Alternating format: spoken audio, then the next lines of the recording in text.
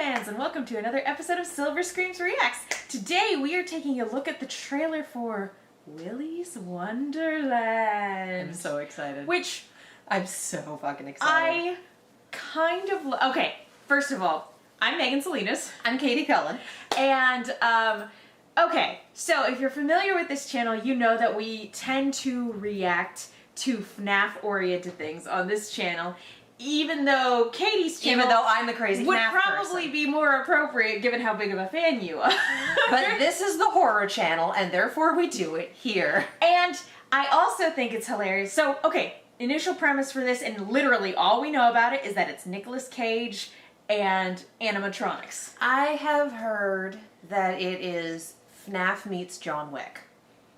It's an amazing synopsis. And I'm just like, how have I stayed spoiler-free for 36 hours? Yeah, I have not seen anything else. Willpower. That's how. Willpower. I have not seen anything else besides Nick Cage and animatronics and horror movie. That's it. That might be all we get out of this 1 minute 50-second trailer. I would also just like to point out that within the amount of time that the FNAF film itself has been in development hell, this is the second goddamn knockoff I can think of, the first of which being the Banana Splits movie. Okay. Like, if they make the parody of your movie, which is what I kind of assume this is going to be, just given Nicolas Cage, if they make the parody of your movie before you actually get the movie out, is it worth it to get the movie out? And the answer is yes, because it's going to make money hand over fist because it's got the FNAF name on it. But you just kind of, it's a genre now.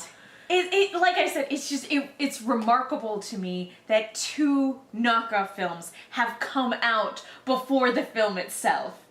Mind-boggling. Well, Scott Cawthon wasn't involved in either of the knockoffs. Like, that man either cranks things out or takes 1,000 years. And when he's on his own, he cranks things out. Well, and when he has to work with other people, it takes 1,000 years, namely because it's other people. I'm wondering if both Banana Splits and this film... Banana Splits, I'm fairly confident in that they were both spec scripts for the FNAF movie, and when they got turned down or when things changed, if the people who held the rights to the script just sort of shrugged and went, fine, we'll tweak it here or there, and we'll pull a 50 Shades of Grey and make it our own thing and just sell it direct to DVD in the case of Banana Splits. Yeah, just file the serial numbers off. Pretty much. You'd be amazed how much fiction out there is just fan fiction with the serial numbers filed off. Not just the high-profile cases like 50 Shades, a lot. And that's fine, honestly. So, I suppose, without further ado, shall we? Yeah. All right, Hang on, let me make sure the volume's up. Oh yeah, we're good. Without further ado, Willy's Wonderland. Click. Oh. What? A chicken soup for the Soul Entertainment Company. Welcome to Willy's Wonderland. You spend the night cleaning Willy's Wonderland, and I will pay to have your car fixed. Deal? You Oh my God. officially on staff. Let's get the hell out of here. I can't stand to hear a grown man scream. This place has a dark history. I know the bullshit story they told you. It's a lie. You're here to be a human sacrifice. Have you been listening to a word I've been saying? Is he just gonna silent protagonist But you this? won't listen to me.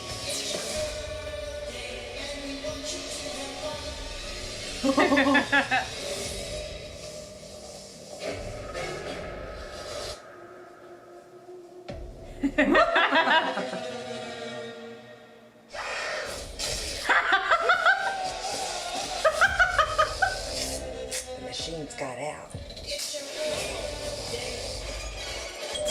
That. You're safe. Put your balls on, Evan.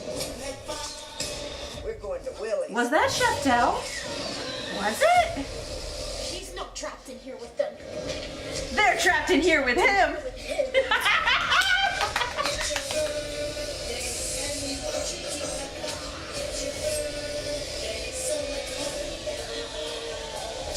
It's birthday time.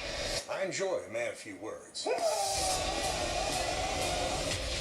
For real, does he not say anything throughout the entire thing? Because that's amazing if that's the case. Okay.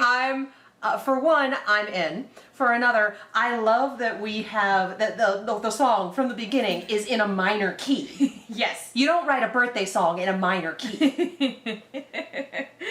So of course I need to know, and I really do need to stop and check and see. So we're gonna play this on silent while we're talking because I legit need to know if the person that I think is in this is in this. Yes. So I don't.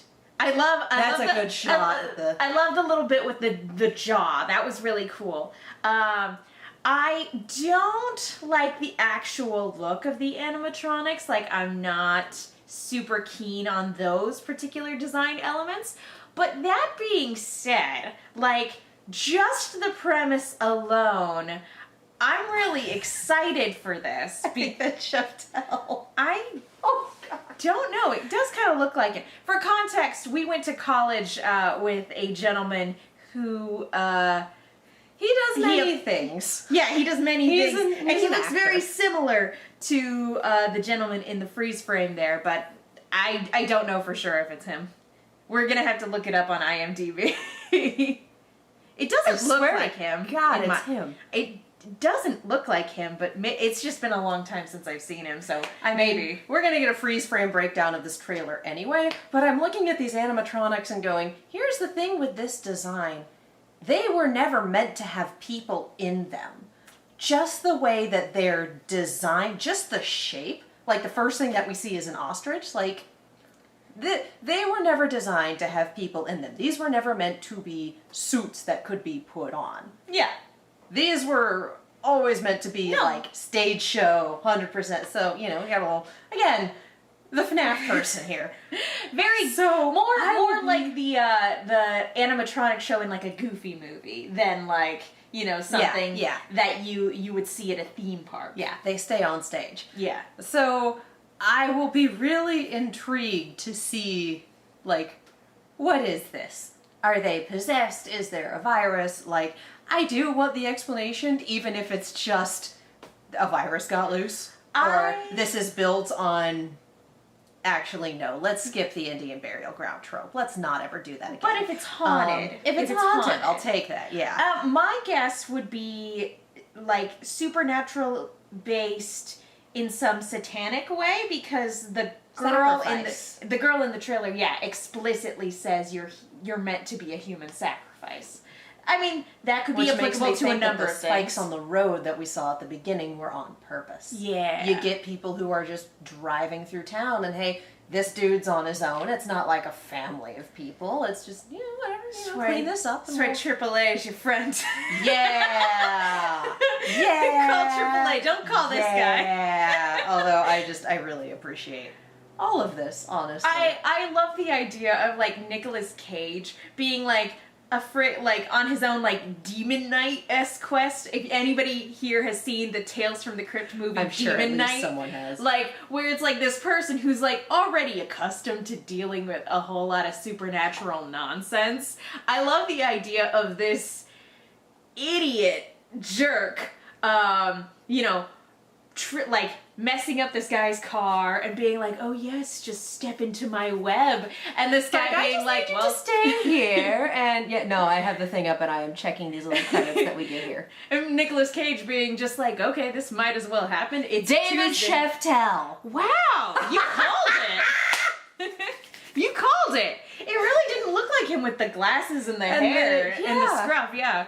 But, oh, good for him. The That's two awesome. people that we know that keep showing up in stuff like this are David Sheftel and Brian W. Foster, all right? Like, it's those two. Good for you, Sheftel. Fuck yeah, Sheftel! That's amazing. But yeah, so I also like the idea of them kind of giving nods to Five Nights at Freddy's and games like Five Nights at Freddy's, where it's like, you have a silent protagonist. That you don't makes do me that in laugh movies my very fucking often. Face off. And I mean, it works really well that like, I don't think this casting would have worked nearly well with most other people. I think maybe there's a few other actors who could pull it off, but just the fact that Nicolas Cage just has this aura of Nicolas Cage around him so that any project he's in, we're immediately like, all right, chaotic neutral at the fucking best. Let's go. Honestly. So, and then it's this. It's like, well, what do you need me to do? I need to buy a new car, so I need the funding. What do you need me to do? And they're just like, we need you to be completely silent and hem it the fuck up and also murder some evil animatronics. And he's like, done. He's been in worse. I'm sure he has, but I can't wait for this. Here's the thing. Like, this would be one of those ones where if theaters were a thing, I would see this in theaters. I've seen exactly one horror movie in theaters ever. So that's saying something.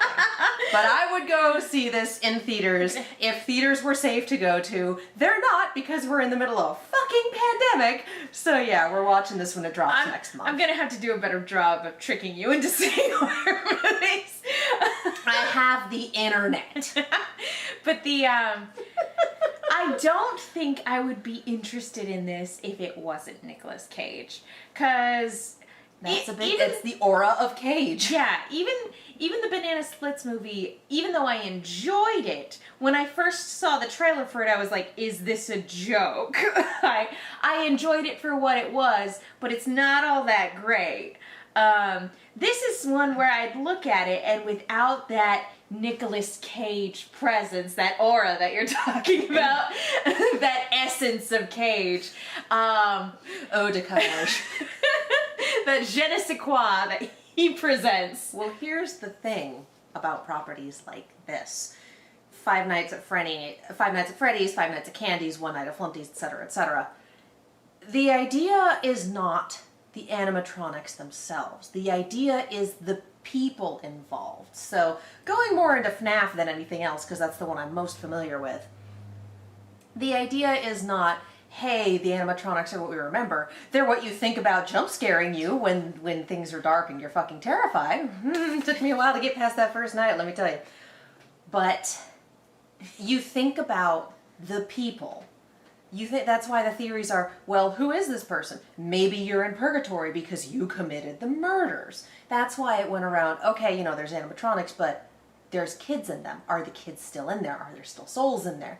That's what it is. The idea was never, oh, hey, these characters, the idea is, what are the humans fucking up? And they're the interesting ones. And that's when we start getting more about the Afton family and things like that. So it's always, the human side is always more interesting. And I argue that for FNAF 3, that's why Springtrap is so interesting, because we straight up and down know that there is a murderer in that animatronic. So Springtrap is my favorite out of all of them. He is my favorite. Mangle is mine, because I'm a fucking weirdo. So, for me, when you take a property like that and you step back and make it a movie, I think what Banana Splits, I think what the issue with that might have been is that the focus was, oh, here's this property, these animatronics, we're doing this. The focus is on them, and the human side wasn't nearly as strong. Whereas this approach seems to be, yeah, we have another haunted animatronics thing going on, but our human side is Nicolas Cage, and the gag is that he's a silent protagonist who is also kind of a terrifying badass. And we've also got, we saw law enforcement, we saw, you know, teenagers who are kind of our Scooby Gang, like, we've seen all this, but the human focus in this particular story, which is the strength of most of these haunted animatronic stories, is Nicolas Cage as a silent badass protagonist. I'm in, let's go. Like, it just in terms of, even though the animatronics are the hook, the humans are the important part, just this casting and just what we've seen on the trailer, they fucking nailed it. And here's the thing, this movie could be great, and it would be fun. This movie could be a gallivanting disaster, and because it's Nicolas Cage as a silent protagonist beating up evil animatronics, it's still gonna be fun. It's either going to be terrible and we're going to love it, or it's going to be great and we're going to love it, or it'll be so terrible it's great and we're going to love it. You have to work really hard to make this so bad it's unwatchable. And just from what we've seen from the trailer, it looks like we're going to lean into that B-movie schlock and we're going to hit gold either way. Like, I'm in. This looks fun.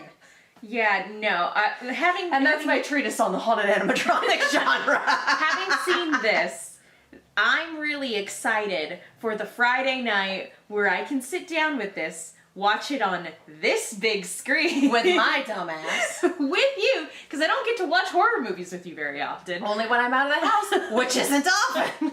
Or with me when I've seen them all already, or they're on the screen and I can just be like, oh, I don't want to watch this right now. That's why I've been feeling so empty lately. It's because it's been a while since I sat down to watch a proper horror movie.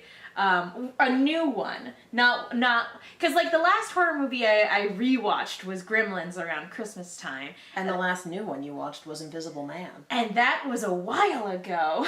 So I'm like, no wonder there's this void in my life right now. Okay, well, I'm going to the cat shelter tomorrow. Watch Dr. Sleep. Yes, that's a good idea. Self-care for everyone. I'm going to go pet the kitties. The problem in a is that COVID-safe I have environment. work to do. And so it's one of those things of balancing, like, how much work can I get done versus when can I watch this thing I want to Work in the morning, watch. spare 2.5 hours when I'm not here. Okay, anyway. Point being, this looks great. It's like so much. I'm glad I can watch it with my roommate in a couple weeks.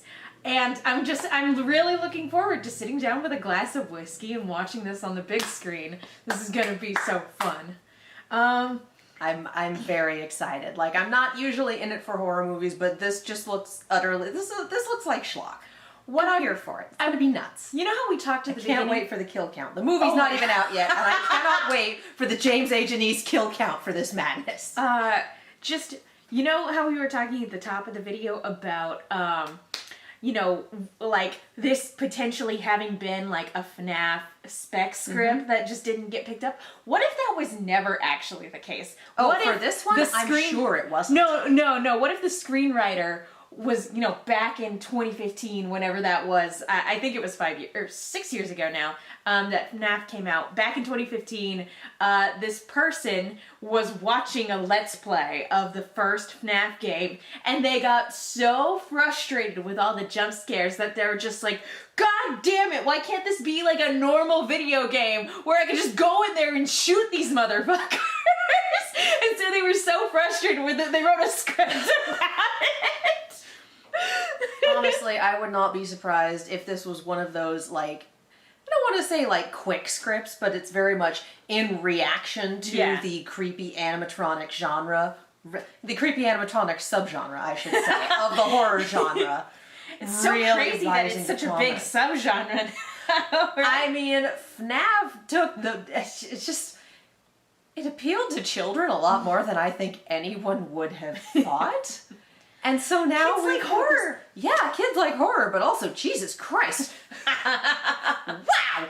So, yeah, like, I was in love with Gremlins when I was a kid. I loved Goosebumps and Are You Afraid of the Dark? Kids like horror. Yeah, that's true. That's true. And I think FNAF is one of those things where, oh, it's horror for kids. Look at how it's candy coated and how it's, and then you die and there's your eyeballs and teeth out of an animatronic suit. It's like, ha ha ha, yikes. It's still Yikes! bloodless. Yikes. It's still bloodless. There's like no profanity.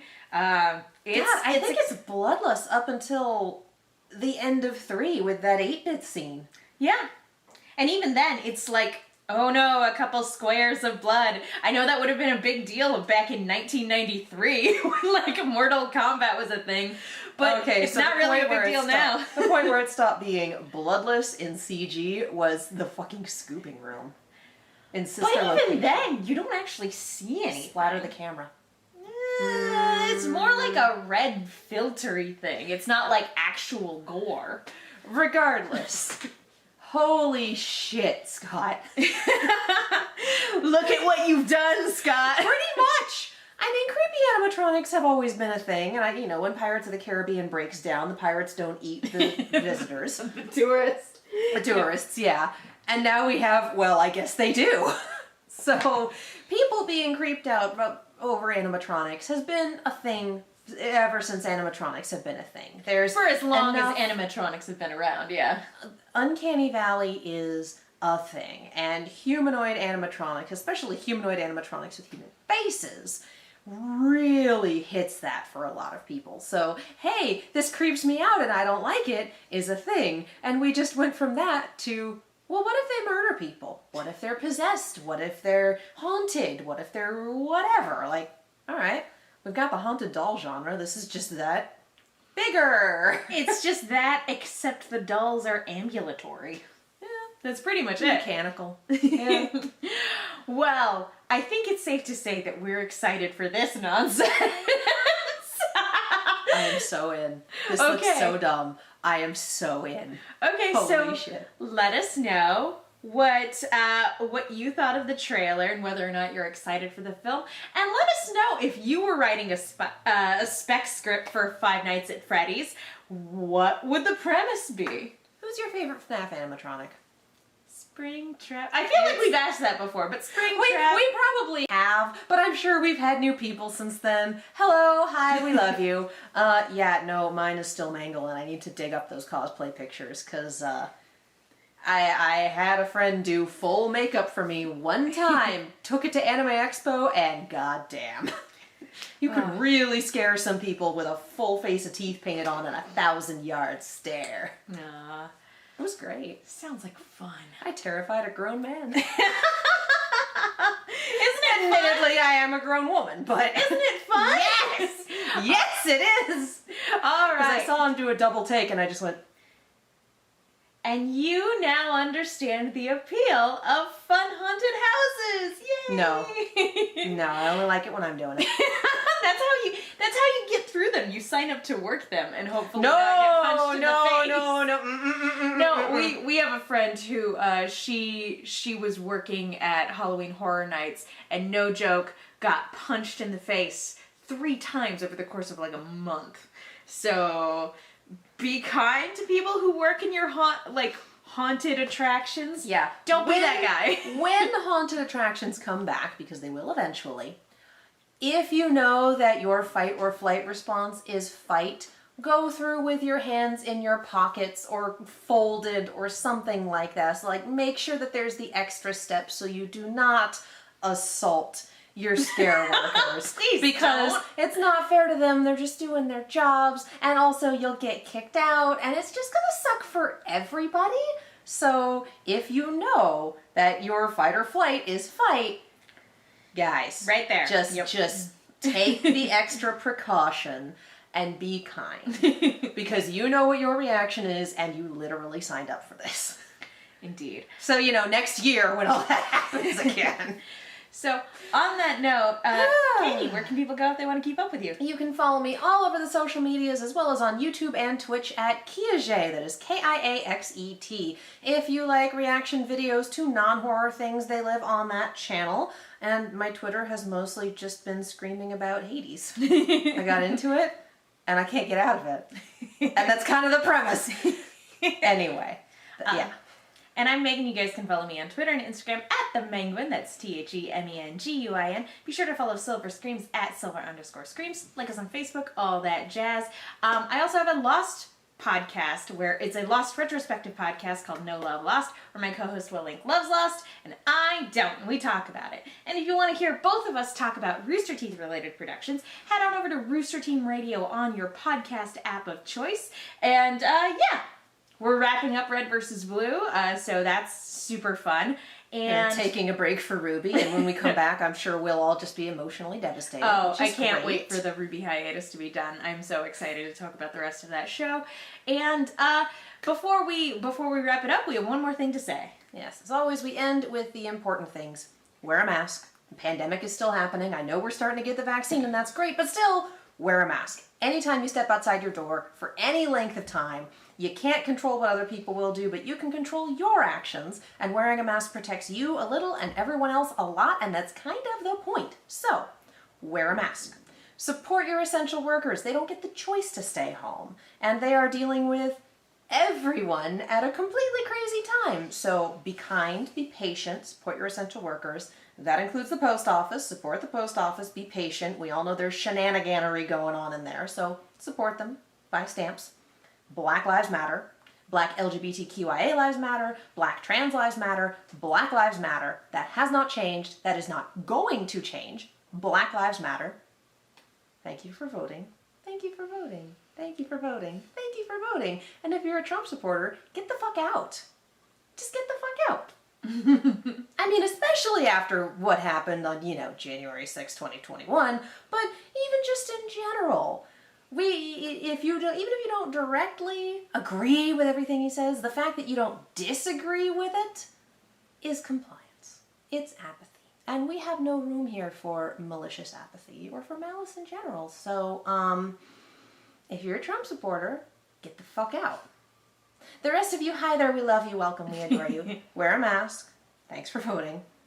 Take care of yourself and take care of each other, because that is the only way we are going to get through this. And remember that we love you. Thank you guys so much for watching. We will see you all next time.